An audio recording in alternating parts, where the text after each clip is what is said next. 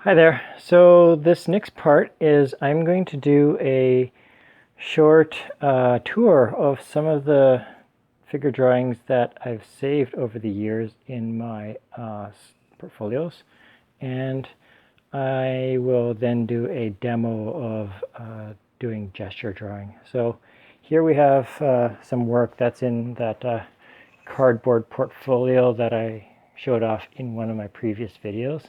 As I said, a lot of students end up acquiring a portfolio case like this one, or even one of these smaller ones. And for students who don't have a art store in their area or don't have the budget for something like this, I think a large one like this is maybe $80.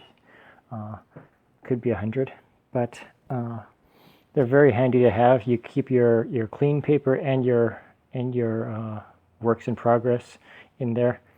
But if you can make one out of large sheets of cardboard, then that will suffice. And cut a handle in it and poke a couple holes and run some string through and tie it off, which I have not done yet. And then just for reference, this is one large sheet that I've scored and folded in half, but if you taper really well along the side, that would be sufficient. Okay, so that being said, I'm going to show you some of my gestures. For students that are brand new to figure drawing in this context, as opposed to just working in a sketchbook or a smaller scale, but figure drawing in a kind of university or academic sense where you're working large scale and you're doing pose after pose after pose, you'd normally be in a room with your other students, and you'd have a model on often a platform. He or she would be sitting in the middle of the room on a platform, so they're raised up a little bit. There'd be lights on them, a space heater often because they get cold, sitting there for up to 2 hours, and not a lot of air movement. And you'd do pose after pose, and you'd start with 1-minute poses, graduating to 2 minutes. Like you do 1-minute poses for about 10 minutes, and then you start doing 2-minute poses for another 10 or 15 minutes. Then you do 5-minute poses, and then even 10 or 20. So these are not normal circumstances, but I'm trying to recreate the experience of what you would have. So what is a gesture? A gesture is not anywhere close to a finished drawing. It is capturing the movement. You're not worrying too much about anatomy or proportion. You're capturing the general flow of the figure. So these are 1 to 2 minute poses, and they get better the more you do them. If you're brand new to this, just get used to the fact that your first gesture poses are not going to look like what you want them to look like, and that's totally okay, because 1 minute goes by incredibly fast. You throw a few lines down, you're like struggling to make that connection between the model and the surface and what you're trying to capture, and students might stress out of it. And then as soon as you've got a few lines down, you're like, I think that looks okay. Should I fix it or keep drawing? And then this little buzzer goes off, or nowadays it'd be a phone, but people used to use egg timers. And then the instructor will go, change, and then the model changes, and the students go, what? Like, and they move to the next pose, and the instructor goes, nope, stop working on it, go to the next one. Use another part of your sheet of paper, or flip to the next sheet. So it's going to be easier for me to describe how to do a gesture once I do the demo, but in the first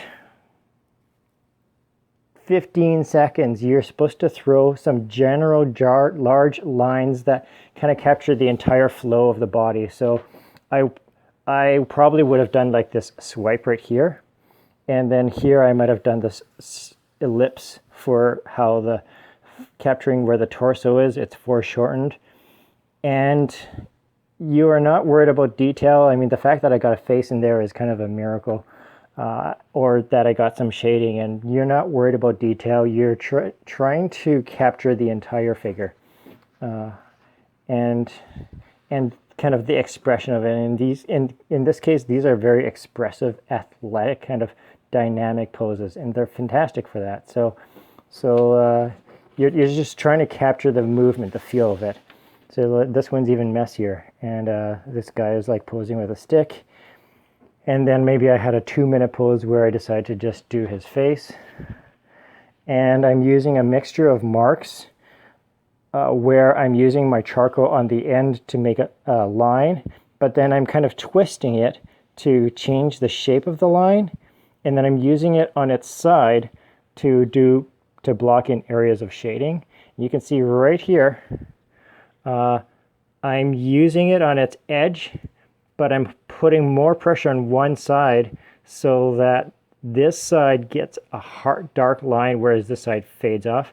That's a pretty important technique, and same with here. And you do it enough times and it just becomes more natural.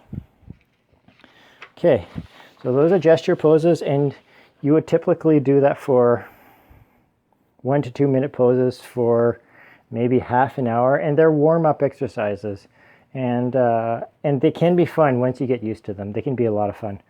And then I have a few longer poses here. I'm going to say that this was probably a 20-minute pose. It's not highly finished, but it is in color, and then I got her tattoo in there. So this was probably a 20-minute pose in colored Conte on brown paper, and we'll do some exercises on brown paper or the gray paper. And the benefit of this stuff is that if you imagine taking a black and white photo of this paper versus this paper, this would come out as like almost a medium gray, somewhere almost as dark as a medium gray. So in terms of the whole scale of tones, from brightest white, that's not a true white, but the brightest end of the tone like spectrum to the darkest, this paper is somewhere in the middle. So you're starting off with a mid-tone, and you're adding the highlights and you're adding the shadows, whereas when you start out on white paper, you're adding all the tones. So if you imagine white being a 1 and pure black, that's not pure black, but that's more of a 9, but a pure black would be a 10. Let's say that this paper is more of like a 2 or something, because it's not true white, it's newsprint. And this paper might be more of a 5. So you're adding, this working on toned paper can help students get a fuller range of tones, because they're starting with a mid-tone as a surface and they're looking for those highlights and adding them. Whereas here, you can't really add more highlights. If you put white on top of here, it doesn't really register. You have to add the entire range of tones to it. Okay.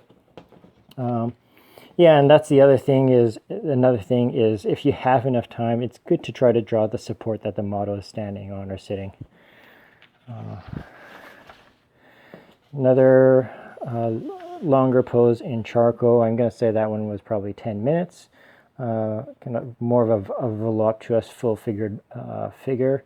And it is just really great to have been able to work with models that have all the different body types, because each body type has something to show you and to teach you about creating mass. And somebody who is more heavy set, their body can help you learn how to shape that volume, whereas somebody who's slimmer, you might be able to see more of the skeletal structure and how that plays into building your sense of the anatomy.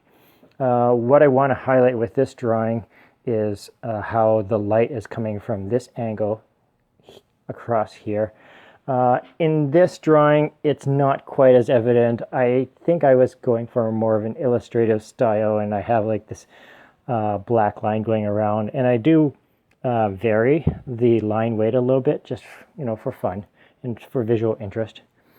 There's not really one right or wrong way, but for this drawing, I definitely tried to go for a more realistic rendering of light. So the line where the light is hitting, the edge where the light is hitting, I have the line very thin. Looks like I've erased it in a few areas. Right there, see, the line disappears completely, and you allow the viewer's eye and the viewer's imagination to fill in the rest of that edge. So that's really important, is just look at where the light is coming from. And for you out there doing this online course, you're not going to be working with a live model. You're going to be working from photos, but they're still lit. And so I just want you to really look at how they're lit, which direction is it coming from. And so there's a highlight hitting these areas, and then there's a shadow area, and then the light passes and reflects off of surfaces and bounces back, and then this is what we call the reflected light. It's a lighter tone than this area, which is the shadow. Okay, and there'd be a cast shadow somewhere here, and there's one here, but in terms of creating this volume, you have a hot spot or highlight, shadow area, reflected light, and there may be a cast shadow. All right. Another thing I want to emphasize is that you want to keep these for a little while so you can see your progression, but ultimately they are not precious things. There are things they're exercises, so don't get too sentimentally attached to them. I mean, I am proud of them. I still like looking at them, but I could throw these all away and feel okay about it, because they are teaching lessons. They're there to build a skill, and as you develop that skill, you could reproduce these 100 or 1,000 times. So I don't want you to get so sentimentally attached to them. You should feel confident enough that you can experiment with them and even mess them up a bit. It is harder to get male models out there than female models. That's one of the realities of the world. There's more women that are willing to take off their clothes in front of strangers than men. That's just been my observation. But it's important for artists who want to work with a figure to draw both genders, men and women that are heavier set or older or taller. You just want to learn that entire range of working with a figure so that you can tell visual stories of people from kind of every walk of life. So with this one, I definitely was trying to use the brown paper as a mid-tone to create a base for his skin tone, whereas this drawing, I really was going for something more painterly. So you can just see there's a vast difference with the way that I handled the color in the two drawings.